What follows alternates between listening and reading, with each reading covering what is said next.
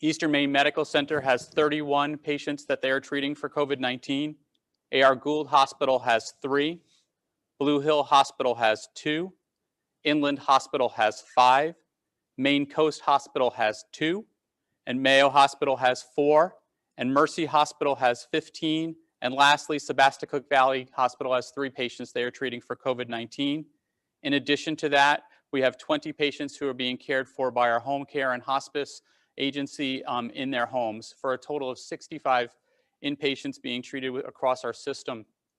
So that should be a stark reminder to us that this is a real disease, that the consequences are great, and that we need your assistance. We need the help of the members in our communities to continue to wear masks and face coverings when they are out in public, that they remain 6 feet apart when they are out in public, that they stay home when they are not feeling well, and that we all remind ourselves that we need to be good stewards of our communities and healthcare.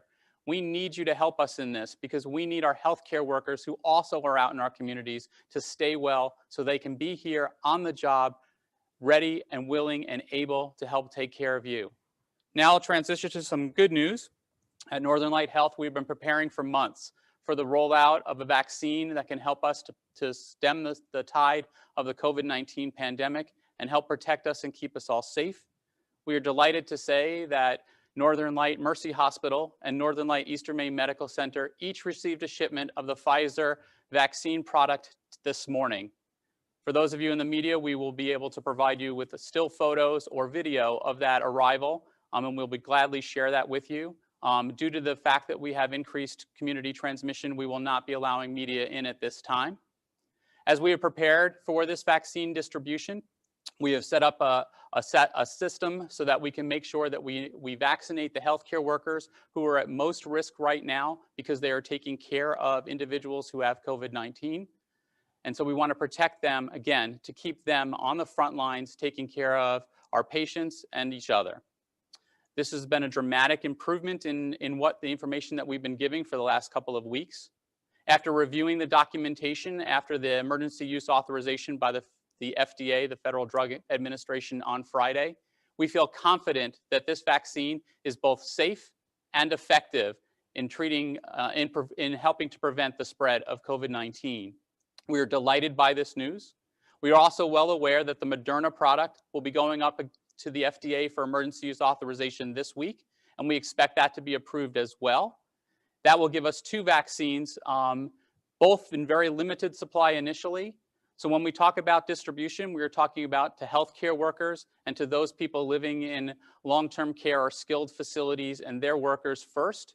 And then we will follow the CDC's guideline as far as phased approach to distribution of that vaccine.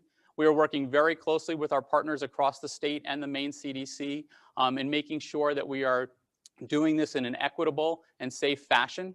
And with that, I'll turn it over to Mr. Boland to talk a little bit more about our plan here at Northern Light Health. Good morning, and thank you, Dr. Jarvis. So as Dr. Jarvis mentioned, we're delighted that the vaccine has arrived at Northern Light EMMC and Northern Light Mercy Hospital. We anticipate starting our initial vaccination clinics of our staff in a priority order in a phased approach. So the most employees with COVID interaction will be vaccinated first. We expect those vaccination clinics to start this Wednesday. So with that, we'll open it up to questions. And so Andy, I'll leave it to you. Okay, so we'll start with WVII. Joe, you should be unmuted. Go ahead and ask your question.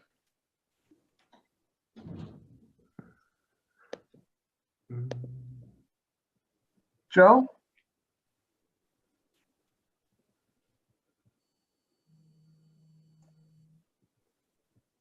Try one more time.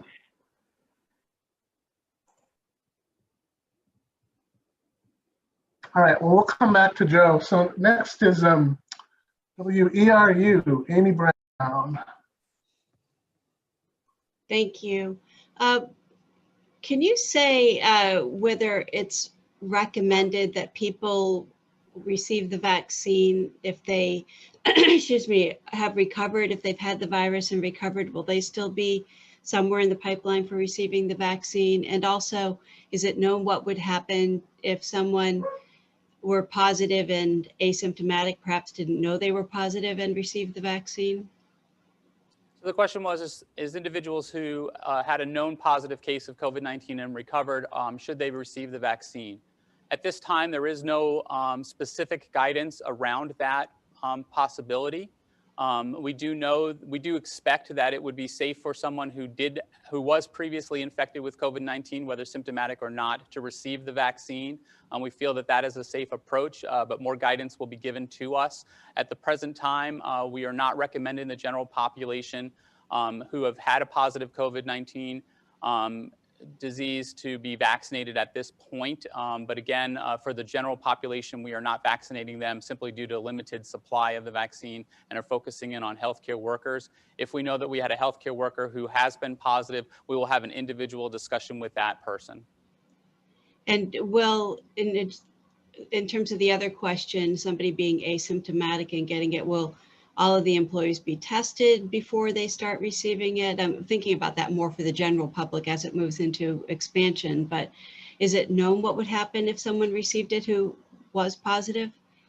We expect, as we've seen with other vaccines, that would probably, if anything, would just simply have a more induced immune response, so a more positive response from the vaccine, but we don't know any clear data on that. And all of that stuff, all of those kind of things are being looked at by the teams that are working on the research for the original authorization for the vaccine. So Pfizer and Moderna will continue to follow the individuals who were initially treated with their vaccine to see how those go, but we do not expect that that would cause any complications. Great, thank you. Next we have Patty White, Maine Public. Go ahead, Patty. Thank you very much. Can you paint us a little bit of a picture of what this is going to look like when you start administering the vaccines to staff? Is it going to be, appointments, and how quickly do you expect to run through this first allotment of doses? That's an excellent question. The question is how are we looking at this vaccine distribution initially? So we have already identified categories of staff who we feel should receive the vaccine first due to risk. We need to stratify that because obviously we don't want to vaccinate an entire department and then have the chance that that department may not be able to work for the next day or so due to common side effects from the vaccine.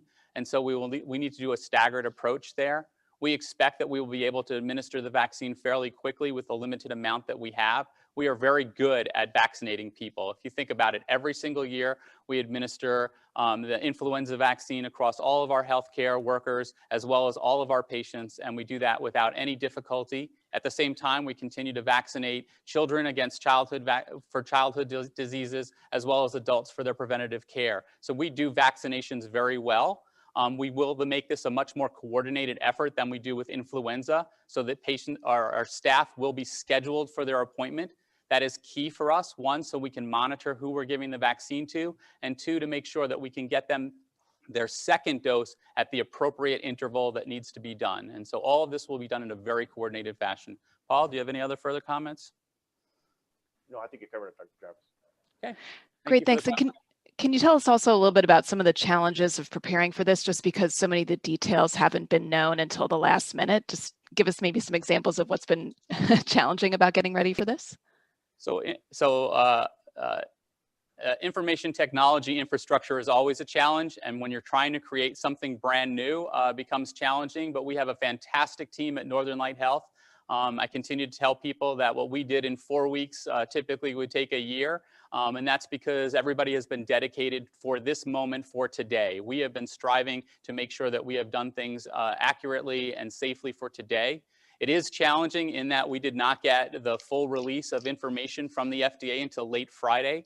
So our teams have been working over the weekend, reviewing that data, making sure that it meets our standards. Today, our formulary management team will be meeting in order to review that data once more to make sure that it meets all of our requirements before we administer that vaccine. But it was pre-planning, putting everything in place for this moment that is going to help us to get around those challenges. Coordination of staff will be a challenge. Thanks. in addition to that, one of the initial issues that we overcame quickly, but was pending information, was the quantity of vaccine to be received at each location and the timing of that. So internally, identifying by risk which groups of employees would appropriately receive the vaccine first. It's important to know also how much vaccine you'll have available. So we found that out late last week and put that into our plan. And so we're working very quickly to administer that vaccine in that order. Okay, next we have Brian Sullivan, WABI. Go ahead, Brian. Yeah, thank you. I have a question about did you get, I guess we would heard 975 doses. Is that what you got this morning? And when do you expect to get your next delivery of doses? So yes, Eastern Maine Medical Center was expected to receive 975 doses today, as did Mercy Hospital. We expect that AR Gould will be receiving their shipment either today or tomorrow, and with similar shipments being given throughout the state as well. We have confirmed that we expect that the same number of dosage will be given to us for next week, that for the state. However, knowing what it is that will be distributed to Northern Light has yet to be determined. And so we will know that information as the week goes on. And then we are hopeful that we will be seeing the Moderna vaccine either next week or the following week. Again, that just depends on the approval process for those. But we do expect at least through the end of December that we will have a fairly steady shipment of vaccine, either the Pfizer or the Moderna. But right now we're going to focus in on those dosages that came to the state today. And again, make sure that those are distributed in an equitable fashion in order to protect those healthcare workers who are at most risk because they are dealing with patients who are positive for COVID-19. And can you explain to us a little bit the process of actually delivering the vaccine? I mean, we've heard that this needs to be stored at extreme low temperatures. So how long can you take it out? Do you bring the people to these super fridges that you have, for lack of a better word, or how does that work as you deliver the vaccine? Yeah, so that is correct. The Pfizer vaccine is the one that needs to be in the ultra cold freezer. Northern Light Health was using some forethought and purchased 4 of those and have them distributed across the state in key locations. So that is why EMMC and Mercy Hospital received their allocation today, because they are prepared and have those freezers readily available to them.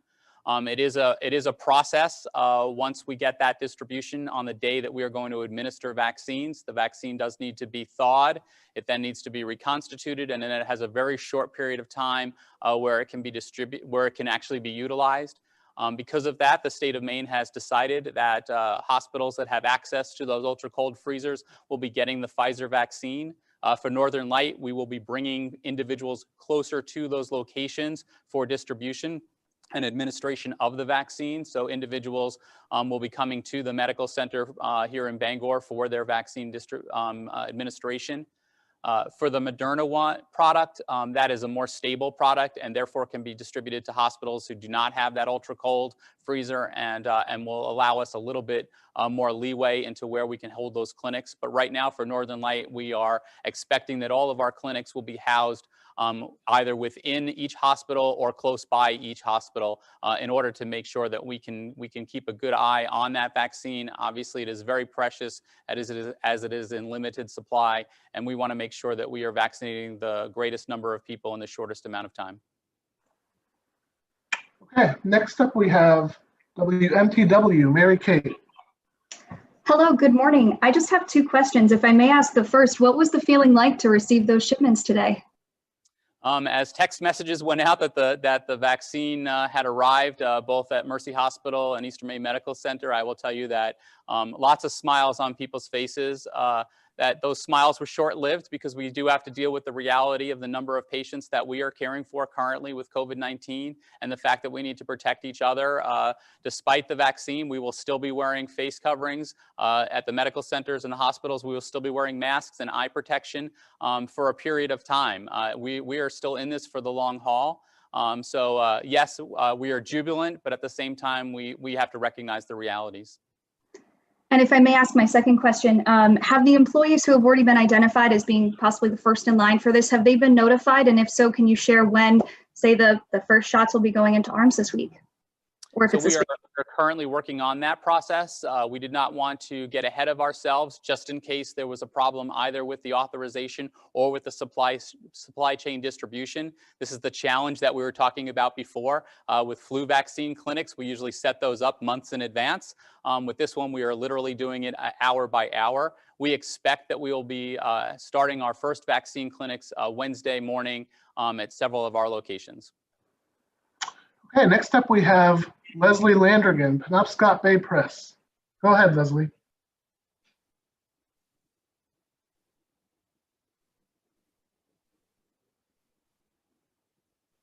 Sorry. I had a problem unmuting. Am I unmuted now? Yep, we can hear you fine. Okay, good.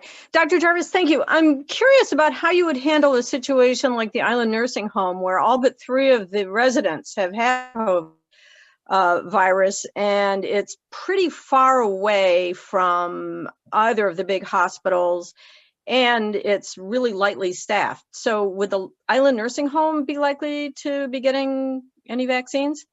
So I'll say that for the state of Maine, the determination was made that for our long-term care and skilled facilities, that they would use the federal contract with CVS and Walgreens for distribution of vaccine to both residents and staff at those type of facilities. So I'll refer you back to the Maine CDC for details on how that specific location or other locations across the state will be handling that. Great, thank you.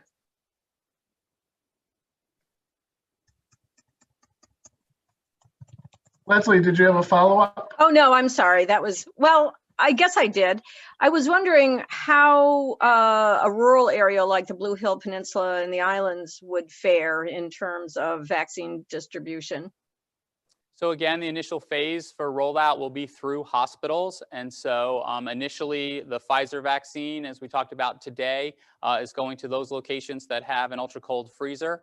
The Moderna vaccine will be following that once it gets its approval, and that will be distributed again through hospitals. As far as vaccination of the general population, those details are still being worked out in the state of Maine. Northern Light Health is proud to be a partner with the state, and we will help the state in any way we can to see that we get all of Mainers vaccinated as we should do in a timely fashion and when it is safe to do so. Okay, next up we have Jackie, News Center. Good morning. Thanks so much. First, just a question on masks. I know there are 2 doses of the vaccines. You get one, then you wait a period of time, and then you have another one.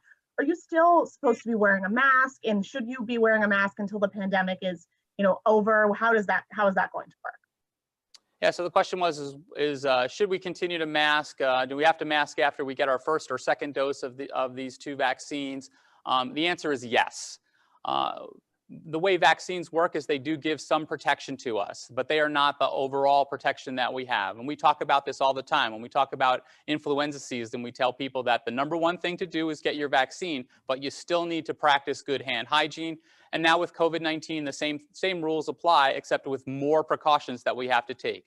So while the vaccine is going to be an excellent start for us to be getting the virus under control, we still need to take those same precautions.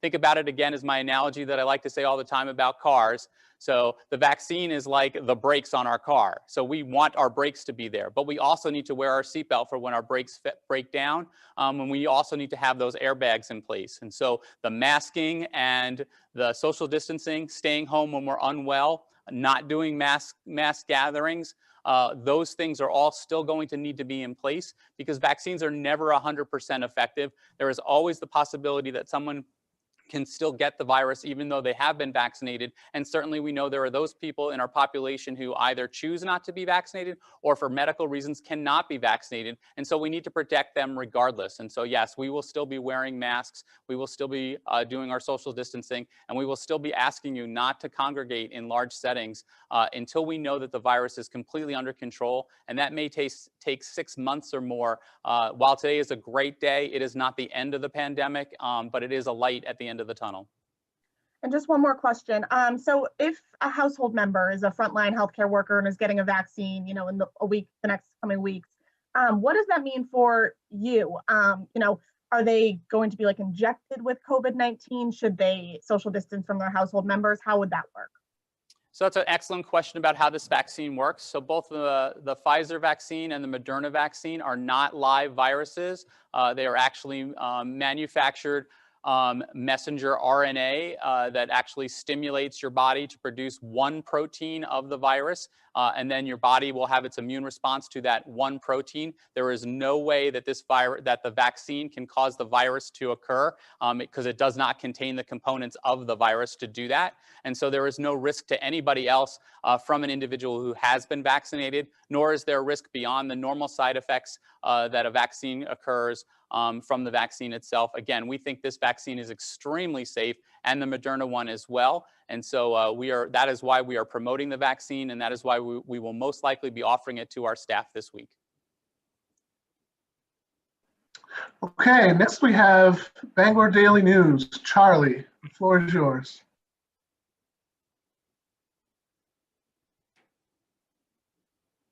Charlie?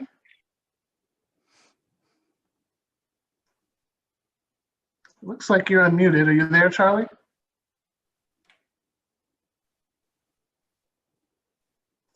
Okay, well, we'll go back to Charlie. We'll move on to Portland Press Herald. Rachel Ohm. Hold on just a sec. There you go, Rachel. You should be able to unmute. Okay, thank you. Yeah, I'm wondering if you guys are going to require the vaccines for employees, and just kind of what you're thinking is if you have any employee who maybe doesn't want to get vaccinated for whatever reason. So I'll answer those questions. So one was, are we going to require it? And then two, what if a healthcare worker declines? So first and foremost, we cannot require a vaccine that's under emergency use authorization. And at this time, Northern Light Health has no plans to require the COVID-19 vaccines. We will follow what the guidance comes from both the federal and state CDC when that's appropriate. But right now, as it's only under emergency use, that will not happen. For that exact same reason, we will allow individuals to decline. However, we will strongly recommend that they get the vaccine. If they do decline, we will put them back in the queue if they were to decide later on that they would like to accept the vaccine. We will just reprioritize them as we're going along. But at this time, we have no intention of requiring that vaccine. Okay, and my other question is, I just wanted to double check the numbers on how many doses you guys received. Is it 975 each at Mercy and EMMC? And does that include the second dose that you have to get? So that's an excellent question. So yes, it was 975 at each. I will say that the state has a distribution program. And so those numbers may not be the final numbers that hospital will be utilizing. So I want to be clear about that as a state, we have decided that we need to protect as many healthcare workers as we can. And so distribution will be based upon that. As far as, so I'm sorry, the second question was? Oh, so the vaccine you have to get like a second dose, right? Like a booster. Is that included in those numbers, or would that be something additional? Excellent question. So we have confirmed that Operation Warp Speed has determined that they will give the initial dose, and that the government will hold back that second dose and deliver it on time. And so we expect that today we got our first shipment, and that 3 weeks from now we will get our second shipment with a number of doses to cover those people who were vaccinated initially. So yes, we will be able to vaccinate. Those full totals will actually represent the full number of people who get vaccinated. All right, we're just troubleshooting with Charlie, and it looks like we might have that technical issue fixed. So Charlie, I'm going to unmute you and see if it works this time. Yep. Can you hear me now? Yes. Yes, you can, Charlie. Great. Go ahead. Okay. So the first question is for Dr. Jarvis. Can you provide more of a breakdown of the types of workers who will be getting the initial doses of vaccine and across which facilities? So initially for Northern Light, our vaccinating program will be at Mercy Hospital, Eastern Maine Medical Center, and then at A.R. Gould once they receive their first shipment. So that's where we will be doing those vaccines. Our prioritization list really is staff who come in contact with individuals who are COVID-19. So that would include our providers, our nursing staff, our EVS, housekeeping staff, our dietitians, those who work on those floors. We are not prioritizing by anything other than than individuals who come in contact with COVID-19. I'll defer to Mr. Boland to give a little bit further detail on that. Thanks, Dr. Jarvis. That's accurate. The intent really is to make sure that the people most at risk in interacting with patients positive for COVID-19 are vaccinated first. And so the full spectrum of the care team, providers, support staff, nurses, and others who are interacting with those patients as part of their care are prioritized into that most urgent group. Okay, and then just a quick follow-up from that before I ask my others. Just so will providers from other hospitals, say Inland and Waterville or Maine Coast and Ellsworth, be coming to EMMC to get vaccinated with this initial allocation? So not at this time, because we fully expect that we will be getting shipments of the Moderna vaccine next week. And so the state's plan right now is that those places that have the ultra cold freezers will keep their vaccine, other than the distribution between the hospitals that have ultra cold freezers as predetermined by the state. And that the second round of vaccinations for other hospitals will be based on the Moderna vaccine.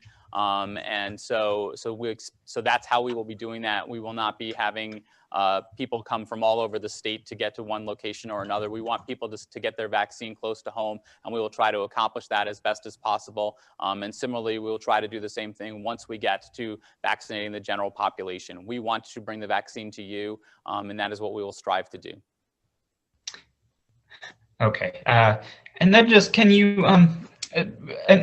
offer any update on the capacity at your hospitals to handle COVID admissions right now? I mean, are you any closer, do you think, to having to move ahead in your surge plans by, say, delaying elective procedures or anything like that?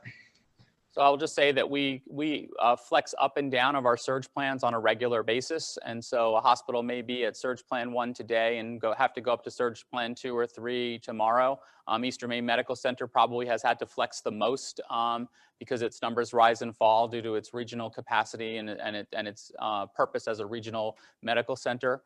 And so that's a normal part of our daily basis. We continue to do that on an everyday basis. Right now, we feel we continue to have capacity not only to take care of patients who have COVID-19, but also to take care of our other needs and healthcare concerns, as well as continue to provide elective procedures. I will say that our surgical teams, our executive team at the surgical level, review that as well on a daily basis. At this time, we have no intention of curtailing elective procedures on any widespread basis. There may be some individual cases that need to be postponed. But right now we feel we can handle the capacity and the needs of our communities, and we will continue to strive to do that. We want to make people understand we are open for business, both on the critical care and the acute care setting in our hospitals, but also our ambulatory practices continue to see patients. We know that you have chronic health conditions that need addressing. We know that you have preventative health care concerns that need to be addressed, and we will continue to do so. So please do not hesitate to reach out to us for your health care needs.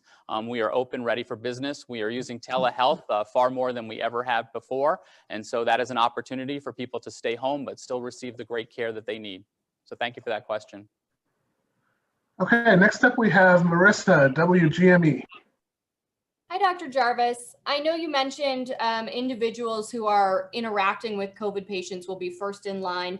Can you give us an idea of how far this initial batch of doses will go? I mean, will that cover all of your workers who are interacting directly with COVID patients or half of them? Can you just give us kind of an idea? I'm going to refer that to Paul, because Paul is the one that's handling the actual numbers, and my role would be to oversee the process. And so I'll turn that over to Paul. So the question was, does the initial supply of vaccine, is it sufficient enough to cover all those employees who are taking care of COVID positive patients? A qualified yes to that, in that we have identified groups that are the most interacting with COVID positive patients, and that group is of the size or quantity of people that is less than the supply of vaccine that we anticipate receiving. In addition to that, we have our surge plans in place, and so it's people who are taking care of COVID positive patients today, and then the next tier of employees who could be taking care of COVID positive patients if we had a surge going beyond today's capacity. So that's the way that we've identified the different phases for employee vaccination. But yes, to answer your question, those who are caring for COVID positive patients, we do have sufficient quantity of vaccine to vaccinate that group of employees with this initial shipment of vaccine. And I know, in the UK, allergies were brought up as a concern. There's been some talk about whether pregnant women should get the vaccine. Is there any more clarification today about maybe what medical conditions it's not recommended for at this point?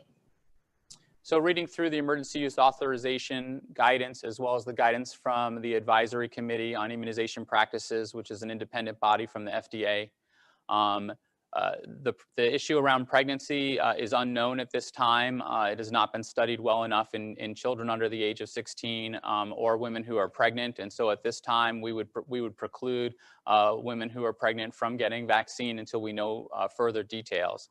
As far as the issue with allergic reactions, it appears that there were 2 healthcare workers in the UK who had severe allergic reactions after the administration of the vaccine. It is still unclear whether those were actually related to the vaccine itself or to an underlying condition of those 2 healthcare workers. This was looked at in depth by the Emergency Use Authorization Committee of the FDA, and at this time they do not feel that there is a significant risk for severe allergic reactions to the vaccine, and therefore have not made any cautionary disclaimers for that. I will say that again, we are very good at administering vaccines. We understand the risk of giving vaccines and are prepared for those. We will have on-site people who can treat if somebody was to have a severe allergic reaction following the vaccine. And we have put some internal precautions in for those individuals who may have had allergic reactions to things outside of the product inside the vaccine. That we will have them they will allow them the ability to wait longer before being dismissed either to home or work after they've had the vaccine administered to them. So we're taking all precautions, but I do want to stress, we feel this is a very safe vaccine and feel that we will be saying the same things about the Moderna vaccine in a week. This is a very safe vaccine. Very few of major issues occurred in the trials that led to this emergency use authorization. Okay, and last but not least, we're going to go back to Joe at WVII. I've heard that you have your technical issue taken care of, so the floor is yours, Joe. Hopefully you can hear me now. We can, Joe. Thank you. Perfect. All right. Well, the first question I had, it's actually the only question I have, is we're dealing with a limited supplies. There's a lot of variables. It seems as if there's a small margin for error. What kind of guidelines were you given by the government, and what kind of guidelines or conversations have you been having with the healthcare workers that are going to be handling this fragile substance? So that's an excellent question. So I will say that the guidelines that we are following are readily available to the general public. The federal CDC's guidance and FDA's guidance was that states would handle the distribution. In the state of Maine, Maine has determined who will get those vaccines, and we will follow the protocols that were put in place. As a collective group, we have decided that it is important for us to protect that fragile infrastructure of healthcare and making sure that we can continue to keep people on the front lines to take care of not just patients with COVID-19, but all patients with acute issues such as heart attack, stroke, things like that. And so that's the reason why our distribution is the way it is, and that's the reason why our rollout plan is the way it is. And so that is the guidance that we follow, and we'll continue that. We further stratified based on what the needs are because of the limited vaccine that we are getting. However, we are very hopeful, and today I am more hopeful than I was last week, that we will see shipments of both Pfizer vaccine next week, as well as Moderna vaccine. And so that will help it so that we can continue to vaccinate more individuals. All right, well, that wraps up the question and answer part of our media conference today. Just a reminder, if you haven't already, let us know in the chat if you want the clean audio video file today, and we'll send that over to you. And we appreciate you helping to spread the word about this big day. And Dr. Jarvis, the final word is yours. Yeah, so once again, I just want to thank you as our community partners in getting our messaging out. Please remind people that while this is a great day, it is not the end of the pandemic. Please remind people, stay home when they're not well. Don't gather in large places. Wear your face covering when you're out in public. Stay 6 feet apart. Remember, you're not just doing this for you, you're doing it for everybody else. So thank you all. Thank you.